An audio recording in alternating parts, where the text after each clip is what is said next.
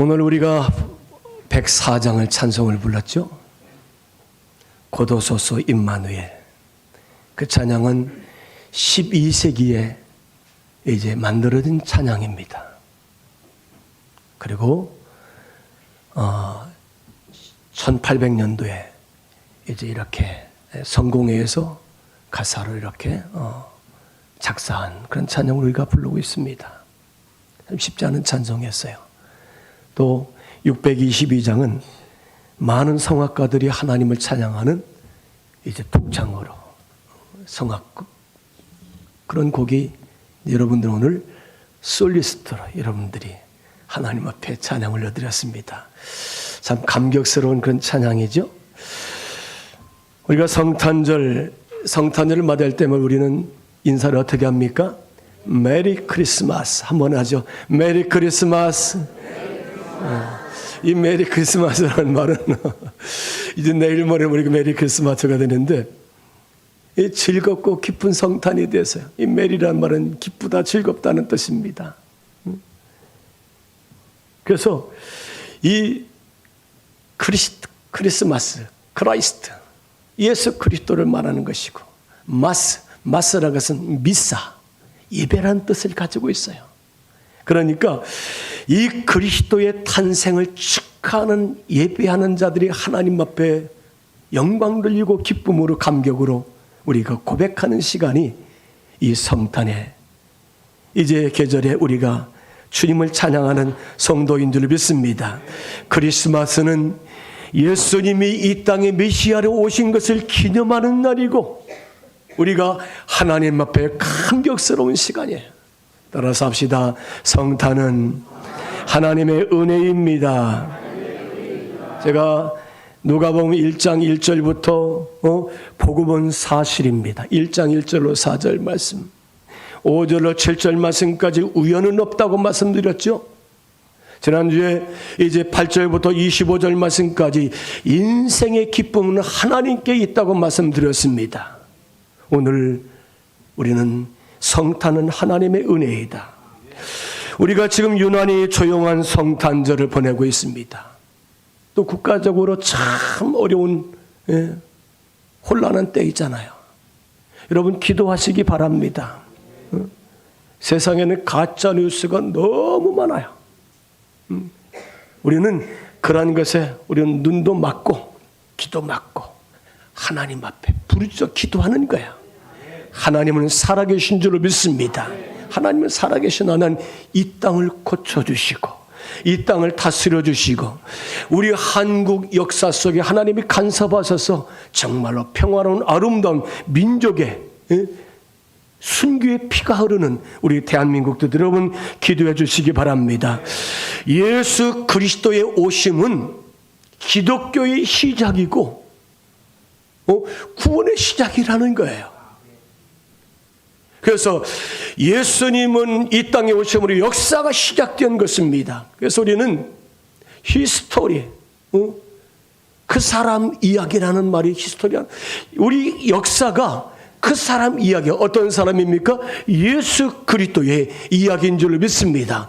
그래서 예수님이 오신 전을 기원전, 또 오시면 기원 후, BC와 AD로 나눠지는 것을 우리가 알 수 있습니다. 위대한 성경 주석가 윌리엄 바클레이는 이렇게 말합니다. 예수 그리스도가 세상에 오신 사실은 하나님께서 우리를 사랑하신다는 최종적인 결정적인 증거이다. 여러분, 예수님이 이 땅에 오셨다는 것은 하나님이 우리를 사랑하시는 증거인 줄로 믿습니다. 최종적으로 예수 그리스도를 보내주심으로 그 사랑의 증거를 마지막 결과적으로 보내주신 것이 성탄절이라는 거예요. 여러분, 성탄절은 하나님이 우리를 사랑하신다는 핵심의 결론과 증거인 줄로 믿습니다. 우리가 로마에 가면은 세계적인 화가 미켈란젤로가 그린 성화 조각품들이 참 많습니다. 인류 역사가 위대한 역사의 화가였던 미켈란젤로가 어느 날 파티에 초청을 받아서 이제 사람들과 함께 어울리고 있었습니다. 근데 옆에 앉아있는 사람들이 누군가를 그렇게 비난을 하고 비판을 하고 욕을 하는 것을 듣고서 미켈란젤로 물었습니다. 왜 자네는 아무 말 하지 않고 그렇게 침묵만 하고 있는가? 그때 나는 지금 그림을 생각하고 있다네. 그때 그 사람들이 그럼 그림 한번 그려보게. 그래서 이 미켈란젤로가 화폭에다가 하얀 색을 쫙 칠하고 이제 거기 가운데다가 여러분 뭐가 보입니까? 뭐가 보여요? 안 보입니까? 뭐가 보이죠? 네. 네. 자네들 뭐가 보이는가? 점이 보이네. 그래? 나는 지금 이 종이의 하얀 부분을 보고 있다네. 큰 하얀 종이. 그 작은 점. 마음이 삐뚤어진 사람은 항상 부정적인 작은 것을 보고 비난을 하고 저주를 하고 남을 욕한다네. 여러분, 세상에 오신 구주이신 예수님의 탄생을 우리는 기뻐하고 이제 우리는 즐거워하고 있습니다. 세상의 사람들은 그렇지 않죠. 대목을 보려고 하고요. 또 뭔가 특수를 노리려고 하는 세상 사람들 아닙니까? 여러분, 성탄절은 하나님이 세상을 사랑하셔서 사랑하는 아들을 세상에 내어놓으신 날이 이 성탄절인 줄 믿습니다. 오늘 우리가 요한복음 3장 16절 이렇게 말씀하고 있습니다. 하나님이 세상을 이처럼 사랑하사 독생자를 주셨으니 이는 그를 믿는 자마다 멸망하지 않고 영생을 얻게 하려 하심이라. 하나님이 우리를 사랑하셔서 독생자 예수 그리스도를 세상에 보내주신 날이 바로 성탄절이라는 거지요. 여러분, 성탄절은 하나님의 은혜의 날인 줄 믿습니다. 성탄은 하나님의 은혜인 줄 믿습니다. 이 세상 영혼들에게, 죽어갈 영혼들에게 하나님의 은혜를 공급해 주시고 베풀어 주신 날이 이 성탄절이라는 거야.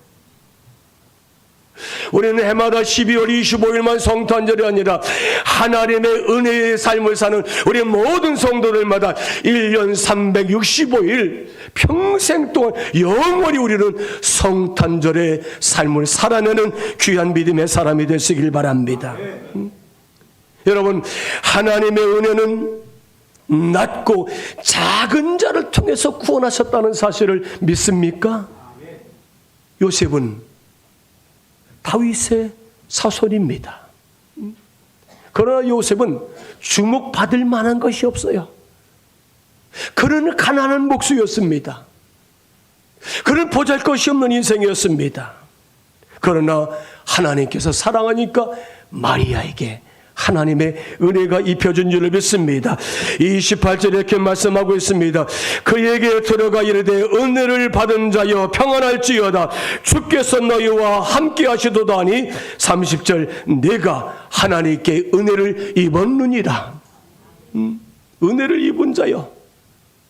여기 하나님은 천사를 통해서 마리아에게 내가 은혜를 입었다. 이 은혜라는 말은 헬라어로 카리스라는 말입니다. 이 카리스라는 말은 현재 하나님의 은혜는 계속되고 있다는 거예요. 성탄절은 12월 25일 그 한 날만의 성탄절이 아니라 하나님의 은혜는 성탄절 12월 25일 날만 우리에게 부어주는 날이 아니라 은혜 받은 자는 영원히 계속해서 끊임없이 주님이 오시는 그날까지 우리가 누려야 될 하나님의 은혜인 것을 믿으시기를 바랍니다. 가장 낮은 자, 작은 자, 보잘것이 없었던 요셉에게 하나님이 은혜로 저들을 부어주시고 그들을 붙잡으시고 사용하셨을 때에 그 가정을 통해 하나님의 구원의 역사를 이루어가시는 귀한 그릇으로 쓰임받았다는 사실을 우리가 믿으시기를 바랍니다. 하나님의 은혜는 불가능한 방법을 통해서 이루신 구원의 방법이라는 것입니다. 여러분, 우리는 요셉과 마리아에게서 하나님의 말씀과 뜻에 그대로 순종하고 그대로 받아들이는 것을 볼 수 있어요. 천사 가브리엘이 마리아에게 예수님의 탄생을 알려주는 수태고지를 합니다. 오늘 말씀 31절 봅니다. 보라, 내가 잉태의 아들을 낳으리니 그 이름을 예수라 하라. 천사가 와서, 가브리엘 천사가, 마리아여, 너에게 그리스도 메시아 하나님의 아들 예수가 임신하게 될 것이다. 여러분, 마리아의 몸에 하나님의 아들이 임신한다는 거예요. 그때 마리아는 그대로 순종을 합니다. 우리는 사무엘상 15장 22절에 보니까 가장 이스라엘의 위대한 지도자 중에 한 사람은 사무엘이라는 사람입니다. 이런 사무엘이 어떻습니까? 사무엘이 이렇게 말합니다. 순종이 제사보다 낫고 듣는 것이 순양의 기름보다 나으니라. 순종하는 것이 하나님 앞에 가장 복된 삶을 사는 것이라는 거지요. 하나님의 뜻을 거역하고 하나님 말씀 앞에 불순종했던 사울왕을 향해서 외치는 말입니다. 하나님은 사울왕을 버리십니다. 그리고 왕위에서 그를 이제 죽음을 통해서 쫓아내는 것을 볼 수 있습니다. 그러나 철저하게 하나님의 말씀과 하나님의 뜻 순종했던 이 다윗은 이스라엘의 두 번째 왕으로 되어서 어떻게 됩니까? 이스라엘의 가장 위대한 성군으로 세움받았던 것을 우리는 볼 수 있습니다. 사랑하는 여러분, 하나님의 아들 예수님은 유일하신 구원자인 줄 믿습니다. 유일하신 메시아인 줄 믿습니다. 그분만이 우리 영혼을 구원하시는 위대한 하나님의 아들이라는 사실을 믿으시길 바랍니다. 성경에 이렇게 말씀하고 있습니다. 예수 그리스도의 이름 외에는 우리가 구원받을 만한 이름이 없다는 거예요. 지금 이 세상은 이단들이 판을 치고 있어요. 내가 메시아다, 내가 그리스도다, 내가 하나님이다, 내가 하나님 어머니다, 뭐 감람나무다, 자기들이 별이라는 거예요. 여러분, 그러나 오직 예수 그리스도만이 구원자인 것을 믿으시길 바랍니다. 하나님은 예수 이름 외에는 구원받을 만한 이름을 이 세상에 주신 일이 없다고 말씀하고 있습니다. 그렇습니다. 예수 이름 외에는 구원받을 이름이 이 세상에 없다는 사실을 기억할 때 예수님을 내 삶에 모시고 사는 것이 최고의 복받은 성도이고 최고의 행운하여 우리의 삶에 은혜의 삶을 살고 있다는 사실을 믿으시길 바랍니다. 한 번은 예수님께서 갈릴리를 가셨을 때에 한 여자가 이렇게 말합니다. 예수님을 잉태하고 예수님을 이제 출산하느라고 예수님의 젖을 먹이는 여자가 이 세상에 가장 복 있는 사람이다. 예수님 어머니 누구예요? 마리아를 지칭하는 거지요. 누가복음 11장 27절 이 말씀하실 때 무리 중에서 한 여자가 음성을 높여 이르되 당신을 뵌 태와 당신을 먹인 젖이 복이 있나이다. 마리아가 복이 있다는 거예요. 여러분, 서울대학만 가도 부모들이 기뻐하잖아요. 고려대학만 가도, 연세대학만 가도, 서울에 있는 대학만 가도 기뻐하잖아요. 국회의원, 요즘에 국회의원 별로 좋은 거 아니에요. 장관, 우리 동네 우리 마을에 장관이 됐다. 그런데 하나님의 아들 메시아를 뵌 태, 출산한 여인, 그 메시아를 젖먹인 어머니 마리아가 가장 복 있다고 그렇게 소리를 지면서 한 여자가 예수님께 그렇게 외칩니다. 그때 예수님께서 이렇게 말씀합니다. 하나님의 말씀을 듣고 지키며 그렇게 사는 자가 복이 있느니라. 누가복음 11장 28절 예수께서 이르되 오히려 하나님의 말씀을 듣고 지키는 자가 복이 있느니라. 하나님의 말씀을 듣고 순종해서 그렇게 순종하는 여인, 그게 누굽니까? 마리아인 줄 믿습니다. 16세기의 종교개혁자 존 칼빈은 우리 그리스도인을 이렇게 정의합니다. 그리스도인의 올바른 자세는 첫째는 하나님의 말씀에 순종하는 순종이다. 두 번째도 순종이다. 세 번째도 순종이라. 이 존 칼빈은 그렇게 우리 그리스도인을 정의합니다. 여러분, 순종하는 삶은 우리 그리스도인의 삶의 결정체이고 우리가 순종할 때 하나님 앞에 복과 은혜를 받게 될 줄로 믿습니다. 여러분, 오늘 주님의 말씀에 순종하는 성도가 되시기 바랍니다. 우리가 창세기 1장 1절 말씀과 요한복음 1장 1절 말씀이니까 태초에 말씀이 계시니라. 그 말씀이 하나님과 함께 계시니 이 말씀은 곧 하나님이시라. 1장 14절에 보니까 말씀이 육신이 되어 우리 가운데 거하시매. 여러분, 이 세상에 하나님의 말씀이 있었어요. 그리고 그 말씀이 하나님이신 줄로 믿습니다. 하나님이신 그 말씀이 이 세상에 우리와 똑같은 육신의 몸을 입고 오신 그분이 바로 예수 그리스도라는 사실을 믿으시길 바랍니다. 예수 그리스도께서 이 땅에 하나님이시지만 육신의 몸을 가지고 오신 날이 이 성탄절이라는 것입니다. 그러나 예수님은 우리와 똑같은 사람의 몸을 가지고 이 세상에 오셨지만 그분은 죄가 없으신 하나님이신 줄로 믿습니다. 누가복음 23장에 보니까 유대인들이 예수님을 십자가에 못 박으라고 아우성치고 소리를 지릅니다. 유대 지도자들이 예수님을 매를 때려서 이 빌라도 총독 앞에 데리고 갑니다. 많은 유대인들이 지금 농성을 하고 소리를 지릅니다. 그때에 이 빌라도가 예수님을 신문을 해보고 조사해 본 결과 어떻게 말합니까? 빌라도가 대제사장들과 무리에게 이르되 내가 보니, 따라서 합시다, 이 사람에게는 죄가 없다. 예수님이 어떻다고요? 죄가 없다. 죄가 없다는 거예요. 베드로전서 2장 22절에 그는 죄를 범하지 아니하시고 그의 입에 거짓이 없으시다. 여러분, 하나님이신 예수님의 땅에 우리와 똑같은 인간의 육신을 가지고 있고 오셨지만 그 예수님은 죄가 없으신 하나님이신 줄로 믿으시기를 바랍니다. 하나님이 예수님을 내어주셨으니 그 하나님이신 예수님 우리가 믿는 자마다 구원받고 평생 또 우리가 하나님 앞에 은혜의 삶을 살게 될 줄로 믿습니다. 예수님은 우리가 죄로 인해 말미암아 연약해서 지옥 갈 수밖에 없고요, 하나님과 원수였던 우리 인생들입니다.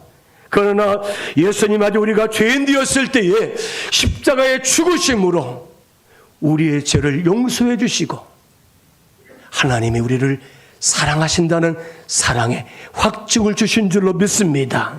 우리 예수님과 하나님과 원수가 되었을 때 하나님이 십자가에 죽으심으로 하나님과 우리의 관계를 화목한 관계로 연결시켜 주시고 우리가 하나님의 자녀가 되게 하시고 하나님과 우리의 관계를 화목한 관계로 확증해 주신 분이 예수님이라는 사실을 믿으시길 바랍니다. 사랑하는 여러분, 하나님의 은혜는 불가능한 방법 같지만은 그 불가능한 그 방법 속에서 구원의 은혜가 있음을 믿으시기를 바랍니다. 따라서 합시다. 하나님의 은혜는 순종하는 자를 통해서 구원하십니다. 아멘. 하나님의 은혜는 순종하는 자를 통해서. 마리아는 하나님의 은혜를 깨닫고 그대로 받아들입니다. 우리 한번 38절 말씀 같이 한번 읽겠습니다. 같이 읽습니다. 마리아가 이르되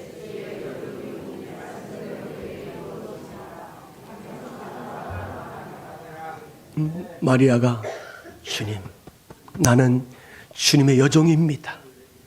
따라서 합시다. 나는 하나님의 겁니다. 나는 하나님의 종입니다. 여러분, 주의 여종이오니 말씀대로 내게 이루어지이다. 이 말씀 우리가 두 단어 표현한다면은 네, 알겠습니다. 네, 하나님 알겠습니다. 하나님 뜻대로 하십시오. 아멘. 나는 하나님의 것입니다. 나는 하나님의 종입니다. 사랑하는 여러분, 이 마리아의 순종은 오늘 우리가 이 땅에 살아야 될 신앙의 아름다운 모습인 것을 믿으시기를 바랍니다. 오늘 우리가 하나님 앞에 사는 이제 구원받은 것도, 은혜 받은 것도, 또 우리가 믿음으로 하나님 앞에 사는 것도 다 하나님 앞에 우리가 믿음의 순종을 통해서 받은 선물이라는 사실을 우리가 믿어야 될 줄 믿습니다. 그런데 오늘 본문에 보니까 유독히 이 마리아를 향해서 처녀라고 강조한 것을 볼 수 있습니다. 처녀 마리아가 남자를 알지 못했는데 임신을 했다는 것입니다. 여러분, 유대 간습에는 처녀가 임신을 하면 부정한 여인이 되어서 돌로 맞아 그는 죽을 수밖에 없다는 것입니다. 헬라어로 처녀라는 말은 파르테논이라는 말입니다. 파르테논. 여러분, 파르테논 많이 들어보셨죠? 저 그리스의 수도 아테네에 가면은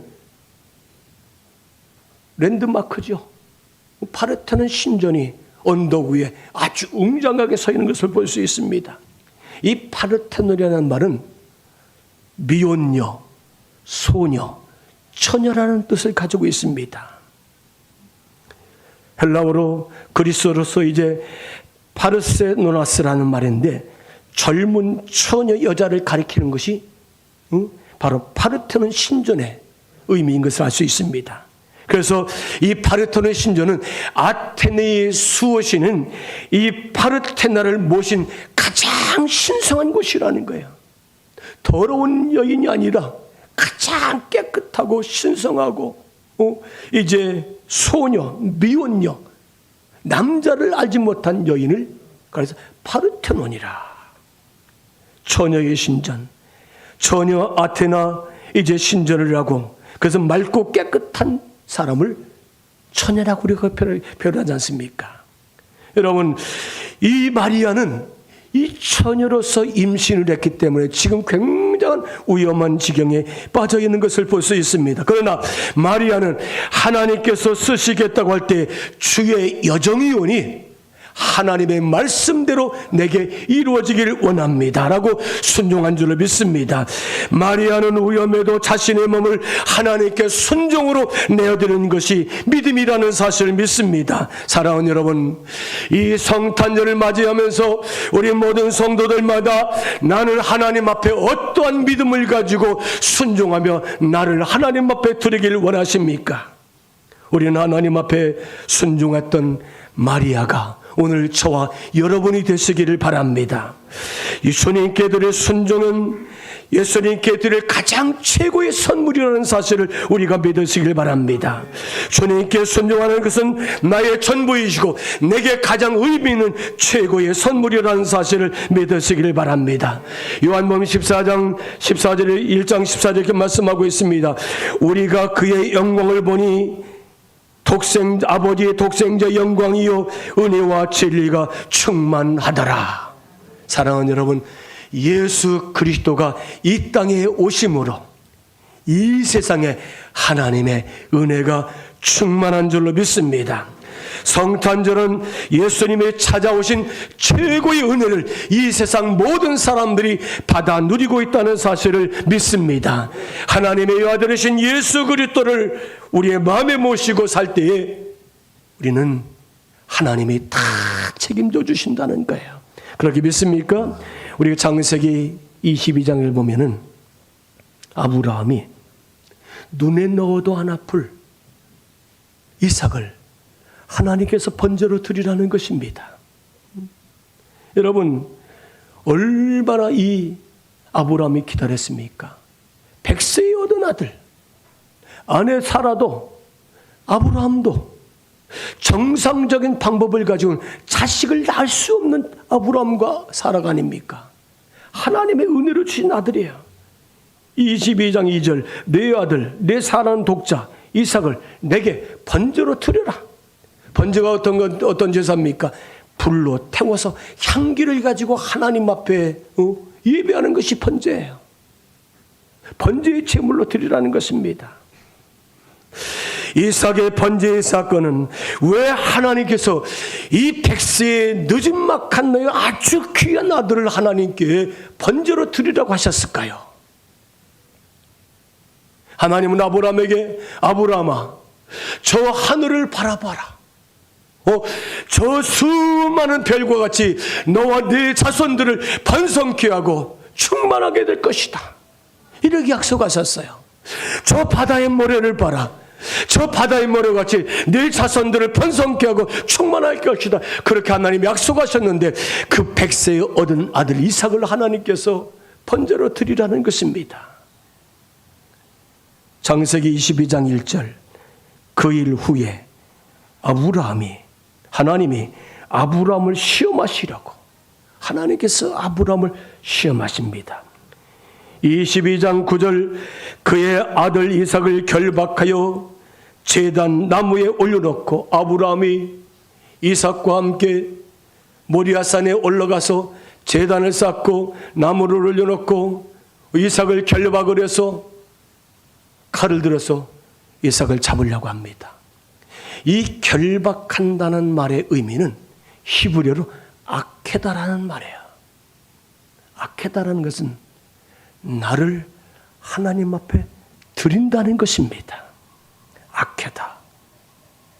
여러분, 아브라함이 자기 자신을 드리는, 자기 자신보다 고귀한 생명을 이삭을 드리는 그 믿음을 하나님이 시험하셨을 때 그 믿음을 보시고 인류 역사의 최고의 믿음의 이제 조상이 되는 축복을 받게 된 줄로 믿습니다. 사랑하는 여러분, 하나님께서 아브라함을 시험하신 이유와 목적이 무엇입니까? 너를 최고의 믿음의 조상으로 만들겠다는 하나님의 뜻이 여기에 담겨져 있는 것을 우리가 알 수 있습니다. 사랑하는 여러분, 은혜는 값없는 하나님의 선물인 줄로 믿습니다. 우리가 귀하게 여길 때 우리가 하나님께서 우리에게 귀한 것을 부어주실 줄로 믿으시기를 바랍니다. 마리아는 하나님의 은혜를 그대로 순종하고 받아들일 때에 마리아의 생명의 문제를 하나님은 책임져 주신 줄로 믿습니다. 요셉의 문제를 책임져 주셨어요. 요셉은 마리아와 정확한 관계였지만 조용히 끊고서 헤어지려고 합니다. 요셉의 문제를 하나님은 책임져 주십니다. 헤롯 왕은 이 당시에 2살 이하의 어린아이들을 다 살해하는 이제 살해 명령을 내렸을 때 하나님은 헤롯의 위협으로부터 이 예수님을 책임져 주시고 지켜주신 것을 볼 수가 있습니다. 우리 요한복음, 마태복음 1장 20절 말씀 함께 같이 있습니다. 이 일을 생각할 때 주의 사자가 현명하여 이르되 다윗의 자손 요셉아 내 아내 마리아를 데려오기를 무서워하지 말라. 그에게 잉태된 자는 성령으로 된 것이니라. 마리아가 잉태한 것은 요셉의 씨가 아닙니다. 성령의 씨인 줄로 믿습니다. 성령으로 잉태된 예수님이신 줄로 믿습니다. 어떻게 말합니까? 천사가 요셉에게 하나님이 하신 일이다. 너는 마리아를 그냥 데려오너라. 이거 하나님이 하신 일이야.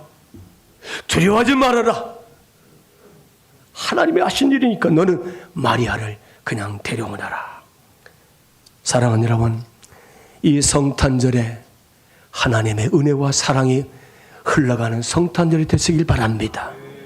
세상 사람들에게 하나님의 은혜와 성탄절에 축복이 흘러가는 이 성탄절.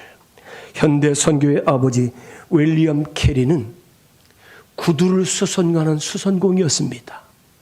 그런데 그는 이렇게 말합니다. 하나님의 위대한 일을 기대하라. 하나님의 위에서 위대한 일을 시도하라. 따라서 합시다. 하나님의 위대한 일을 기억하라. 기대하라. 하나님의 위대한 일을 기대하라. 하나님을 위해서 위대한 일을 시도하라. 아멘. 이 성탄절에 우리에게 주신 메시지는 성탄은 하나님의 은혜입니다. 하나님의 위대한 일을 기대하시는 성도가 되시길 바랍니다. 하나님의 위대한 일을 시도하는 우리 모든 성도로 살게 되기를 주의 이름으로 축복합니다.